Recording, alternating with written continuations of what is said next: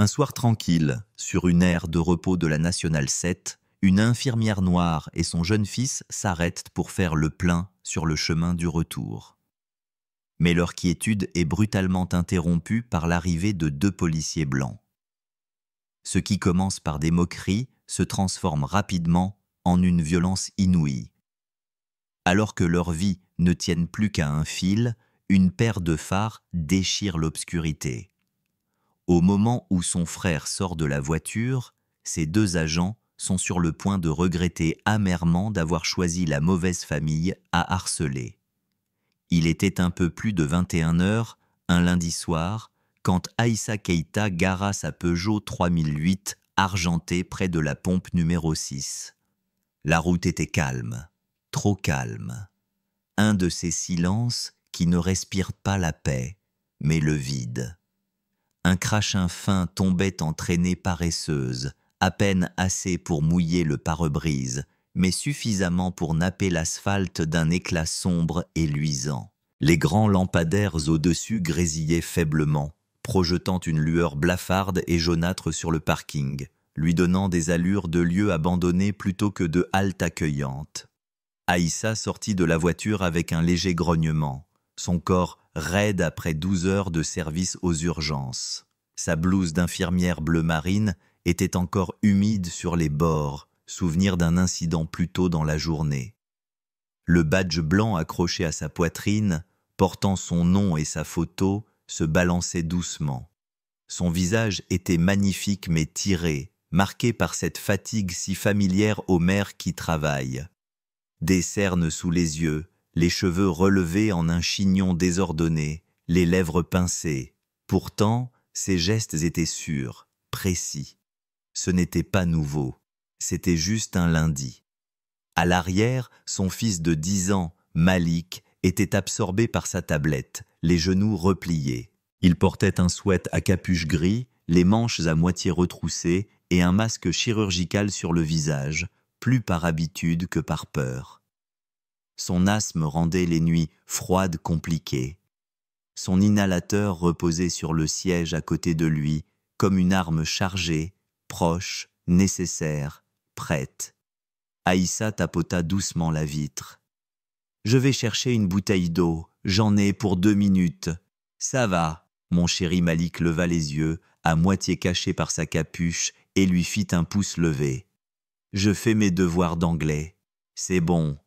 Verrouille la porte, » sourit-elle faiblement avant de se diriger vers la pompe. À moins de 10 mètres de là, une voiture de police banalisée était à l'arrêt près de la machine à air. À l'intérieur, 2 policiers blancs, Gérard Dubois, la quarantaine, mâchoire épaisse et nuque rougie par le soleil, et Luc Martin, plus jeune, plus mince, le crâne rasé et l'habitude de faire craquer ses doigts comme s'il avait besoin de frapper quelque chose. Leurs regards suivirent Aïssa dès qu'elle sortit de la voiture. « Regarde-moi ça !» marmonna Martin en sirotant son café. « Un 3008 récent, belle jante, une blouse d'infirmière. Tu crois qu'il est à elle ?» Dubois laissa échapper un petit rire sec. « S'il te plaît, jamais de la vie, c'est la caisse de quelqu'un d'autre. Allons voir ça de plus près. » Ils sortirent lentement, délibérément. Leurs pas n'étaient ni pressés, ni même rapides, juste calculés, comme s'ils avaient tout leur temps et une confiance à toute épreuve. Aïssa les remarqua immédiatement. Elle se redressa instinctivement, une main toujours sur le pistolet de la pompe. « Bonsoir », dit-elle d'un ton neutre, mais le sourire n'atteignit pas ses yeux. « Ce véhicule vous appartient », madame demanda Dubois, son regard balayant tout sauf son visage, ses mains, ses poches, son badge, puis ses chaussures. « Oui, monsieur, je l'ai acheté le mois dernier. »« La carte grise est en règle, » répondit-elle, en cherchant ses papiers dans sa poche. Sa voix resta posée, prudente, polie mais pas soumise. Martin fit le tour de la voiture, feignant d'inspecter la plaque. On a eu un signalement pour une voiture correspondant à cette description. On fait juste notre travail. Aïssa leur tendit les documents. Bien sûr, voici tout ce dont vous avez besoin. Aucun des 2 ne regarda les papiers. Dubois les laissa pendre au bout de ses doigts, fixant Aïssa droit dans les yeux. « Vous travaillez à l'hôpital de la Croix-Rousse. »« Oui, je suis infirmière. De nuit. C'est drôle, dit-il en penchant la tête. Vous n'avez pas vraiment le profil de quelqu'un qui conduit ce genre de voiture. » Aïssa cligna des yeux, une fois, puis deux. Elle ne répondit pas tout de suite. Elle avait déjà entendu cette phrase. Elle savait exactement ce que cela signifiait. À l'intérieur de la voiture, Malik avait arrêté ses devoirs. Il observait la scène à travers la vitre, la posture raide, les mains posées sur ses genoux. Quelque chose n'allait pas. Les épaules de sa mère s'étaient tendues, sa voix était devenue plus lente. Il attrapa discrètement son téléphone dans son sac à dos. L'écran s'illumina faiblement dans l'ombre de sa capuche. Il tapa un message. « Très vite, maman a des ennuis. » 2 flics. Station-service N7. Viens vite. Il l'envoya à un seul contact, tonton Idriss. Puis, il glissa vers l'application dictaphone et appuya sur « Enregistrer », cachant le téléphone sous sa veste, près de sa poitrine. Aïssa n'avait rien vu. Elle était concentrée, les yeux rivés sur Dubois qui s'approchait, assez près pour qu'elle puisse sentir l'odeur de café rassis sur son haleine. « Vous avez quelque chose dans cette voiture qu'on devrait savoir. »« Mon fils, » dit-elle calmement, « c'est tout ce qu'il y a dans la voiture. 10 ans, en train de faire ses devoirs. C'est tout. » Martin se pencha vers la fenêtre passager, formant une visière avec sa main pour regarder à l'intérieur. Malik se figea, mais l'enregistrement continuait. « 10 ans. Il a l'air un peu plus vieux, » lança Martin, comme pour provoquer une réaction. Aïssa hocha la tête. « Oui, et j'apprécierais que vous ne lui fassiez pas peur. » C'est alors qu'elle aperçut quelque chose qui lui noua l'estomac, une pancarte en papier scotché sur la porte de la boutique de la station-service. Caméra de sécurité temporairement hors service. Maintenance en cours. Elle inspira brusquement. Le timing ne pouvait être pire. Pas de secours, pas de témoin. Et les 2 hommes en face d'elle se redressèrent légèrement, comme s'ils le savaient aussi. Dubois sourit, un éclat mauvais dans les yeux. « Tiens, tiens, » dit-il doucement, presque pour lui-même. « On dirait qu'on est seul, ce soir. » Et Malik, assis à l'arrière, retenant son souffle, essayant de ne pas trembler, continuait d'enregistrer. La petite lumière rouge clignotait sous son sweat, toujours allumée, toujours à l'écoute. Et c'est ainsi que tout commença. Pas avec des cris, ni des gyrophares, mais avec un sourire qui ne signifiait aucune sécurité et une question qui n'en était pas vraiment une.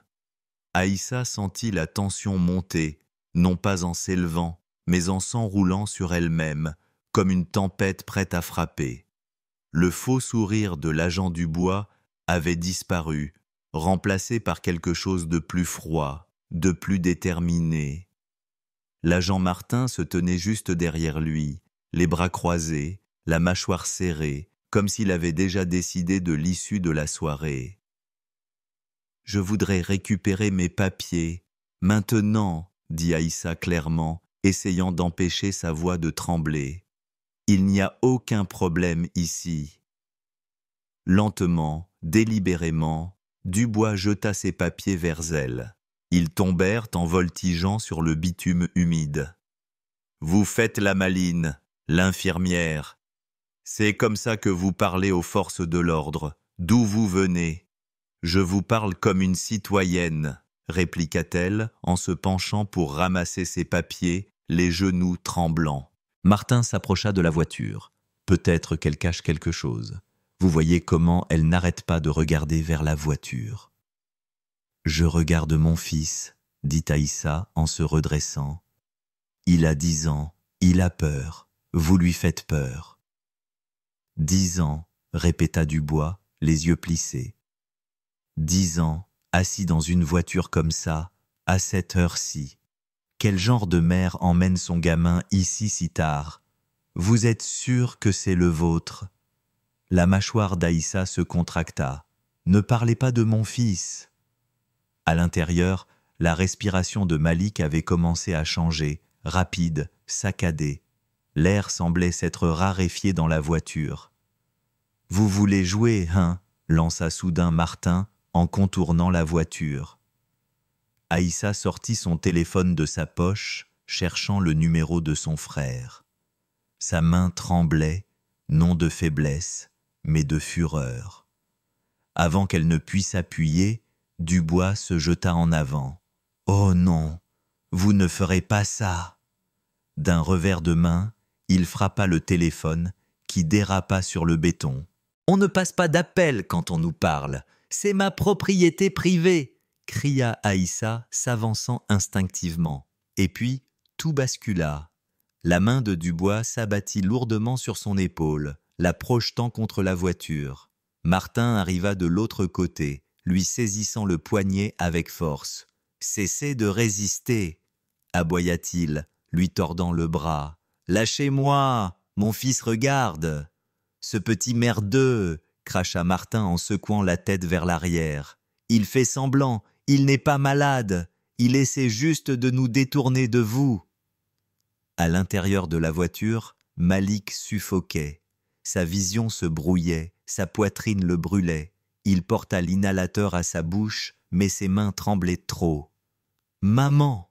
haleta-t-il, les yeux exorbités de panique. « Maman, je peux pas !»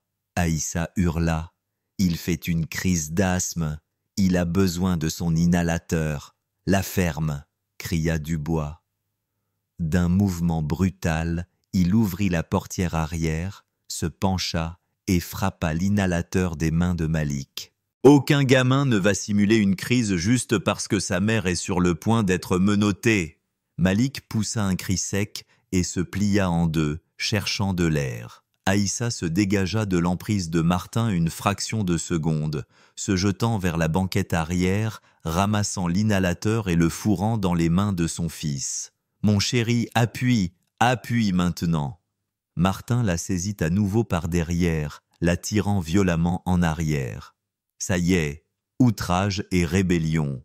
Vous venez de vous gagner un vrai chef d'inculpation. Vous lui faites mal !» cria Malik, la voix rauque entre deux quintes de toux. « Oh, maintenant le petit a aussi une grande gueule !» siffla Dubois en claquant la portière. « Vous croyez tous les deux que vous êtes au-dessus des lois ?» Ce soir, Aïssa tremblait maintenant, non de peur, mais de rage, d'impuissance, devant l'injustice brûlante de la situation. L'air claqua avant même que le son ne parvienne à leurs oreilles. Des pneus crissèrent, le caoutchouc déchirant l'asphalte humide. Un SUV noir s'arrêta net à quelques mètres d'eux. Les phares puissants percèrent le crachin, découpant la scène, illuminant les policiers comme un projecteur qu'ils n'avaient pas demandé. Dubois et Martin se figèrent. La portière s'ouvrit et un grand homme noir, en costume sombre sur mesure, en sortit. Il ne cria pas, ne se pressa pas. Il marcha avec cette sorte de prestance qui force le respect. Il avait les épaules larges, le menton carré d'un homme qui avait mené des batailles et les avait gagnées. Arrivé sur les lieux, il leva d'une main un portefeuille en cuir, laissant apparaître une carte tricolore frappée d'or. L'emblème capta la lumière comme une lame. « Idriss Keïta », dit-il, sa voix basse mais assez claire pour résonner contre les pompes à essence. « Député de la République, retirez vos mains de ma sœur. Immédiatement. » Le silence fut total, glacial. Dubois baissa lentement la main. Martin le regarda, incertain. « Et... elle résistait ?» commença Dubois. « Non, le coupa Idriss. Ce qu'elle faisait, c'était survivre. Ce que vous faisiez, c'était violer à peu près toutes les lignes du code de déontologie. Nous avions des raisons de croire. Vous n'aviez aucune raison, dit Idriss, ses yeux rivés sur Martin comme des étaux d'acier. Pas de mandat, pas de motif légitime. Et maintenant, vous avez porté la main sur une femme non armée devant son enfant, dans un endroit où vous pensiez que personne ne remarquerait, mais quelqu'un a remarqué. Il se tourna, et comme invoqué par l'ombre, 2 voitures de la gendarmerie nationale arrivèrent, gyrophares tournant en silence. Un adjudant-chef s'approcha d'Idriss et hocha la tête. « Nous avons reçu l'appel, monsieur le député. Nous attendons vos instructions. Les agents Dubois et Martin, dit Idriss calmement, doivent être désarmés et placés en garde à vue, ici et maintenant. »« Quoi ?» aboya Dubois. « Vous ne pouvez pas être sérieux. Vous le croyez sur parole, c'est sa famille, c'est un représentant de la nation, répondit l'adjudant-chef. Et vous, vous n'êtes pas au-dessus du protocole. » Pendant que les 2 policiers étaient désarmés, une ambulance du SAMU arriva. Une secouriste se précipita vers Aïssa. Ses constantes sont instables. La respiration du garçon est difficile. La tension de la mère est très élevée. Nous devons les emmener. Idriss s'approcha, posant doucement une main sur l'épaule de sa sœur. « Vous allez à l'hôpital. J'y vais avec vous. Vous êtes en sécurité maintenant. » Il l'aida à se relever pendant que le médecin installait Malik sur un brancard. La main du garçon trouva celle de sa mère. Sa respiration s'était calmée, mais son visage restait pâle, ses yeux grands ouverts. Idriss se pencha. « Tu as bien agi, champion, dit-il. Tu as sauvé ta mère ce soir. » Alors qu'on les faisait monter dans l'ambulance, Aïssa se tourna vers lui.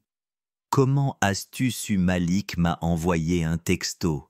dit Idriss. « Et il a tout enregistré. Vous pensiez que les caméras étaient éteintes, mais les microphones ne l'étaient pas. » À travers la vitre arrière de l'ambulance qui s'éloignait, Aïssa vit Dubois, menotté et furieux, et Martin assis sur le trottoir, la tête entre les mains. Idriss se tenait droit, les bras croisés, la mâchoire serrée. Les rues n'étaient plus silencieuses cette nuit-là. La salle de conférence de la préfecture était trop propre, presque chirurgicale. Aïssa était assise, le dos droit, l'épaule bandée. Malik était blotti contre elle, un gobelet de jus d'orange entre les mains. Il avait vu sa mère être brutalisée, avait senti la gifle d'un étranger sur sa joue, et pourtant, il avait eu la présence d'esprit d'appuyer sur « enregistrer ». Il n'était pas seulement un témoin. Il était la raison pour laquelle ils étaient tous là. En face, Idriss tenait une tablette où la vidéo était en pause. Il appuya sur play. Le son de la gifle, le cri de l'enfant, les insultes des policiers emplirent de la pièce. « Dis-moi que tu ne vas pas laisser passer ça », dit Aïssa, la voix basse mais acérée. « Jamais, répondit Idriss. Nous rendons ça public, demain. » La conférence de presse fut un choc. Idriss, froid et chirurgical, ne parla pas de sa sœur. Il parla d'une citoyenne, d'une infirmière, d'une mère. Derrière lui, l'écran diffusa les images brutes. La salle explosa. Justice pour Aïssa déferla sur les réseaux. La ville ne se contenta pas de réagir, elle rugit. Des manifestants se rassemblèrent, non pas avec des mégaphones, mais avec des poussettes, des blouses d'infirmières, des vestes de pompiers, des gens ordinaires. Le procès fut rapide. La vidéo et l'enregistrement audio de Malik étaient irréfutables. Le verdict tomba coupable sur tous les chefs d'accusation. Violence excessive, agression, mise en danger d'autrui, faux rapport. Le tribunal vous déclare non seulement coupable, mais inapte à porter l'uniforme de cette République, déclara fermement la juge. Dehors, une foule attendait, non pas pour célébrer, mais pour témoigner. Une femme s'approcha d'Aïssa et lui toucha doucement la main. « Merci, dit-elle. Merci de ne pas être restée silencieuse. » Aïssa regarda son fils. C'est lui qui n'est pas resté silencieux. Idriss s'approcha et tendit à Malik un petit objet sous verre, une ancienne carte de police, la sienne, légèrement abîmée. « C'était la mienne », dit doucement Idriss. « J'ai quitté la police il y a 15 ans quand j'ai réalisé que l'uniforme ne protégeait pas tout le monde. Peut-être qu'un jour il le fera.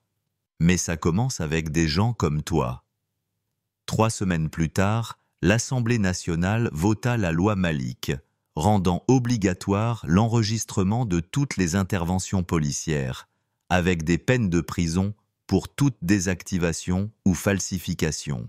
Un nouveau comité de surveillance citoyen fut créé, avec Aïssa comme conseillère principale. Un soir, à l'hôpital, une patiente âgée lui prit la main et murmura « Vous avez rendu les choses plus faciles pour la prochaine infirmière qui vous ressemble. » Aïssa hocha simplement la tête, car parfois, ce n'est pas la justice parfaite, ni la paix totale, mais un simple changement, une fissure. Et d'une fissure naît la lumière.